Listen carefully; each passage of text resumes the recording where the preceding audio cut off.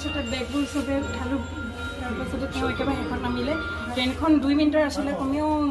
1 মিনিটমান যেনি তেনি ভালকৈ ৰখালে তাৰপিছত যোনখন গেটৰ পৰা আমি নামিব লাগিছিলে সেইখন গেট যাম মানে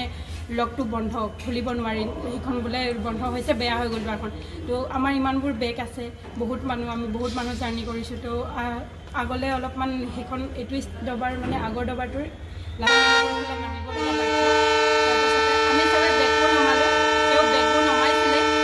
তাৰপিছত তেওঁ নামিবও পাৰিছিলে ট্ৰেইনৰ শাৰীটো অকণমান লাগি গ'ল নেকি তাৰপিছত গাড়ীখনো চলি দিলে সেইটো সময়তে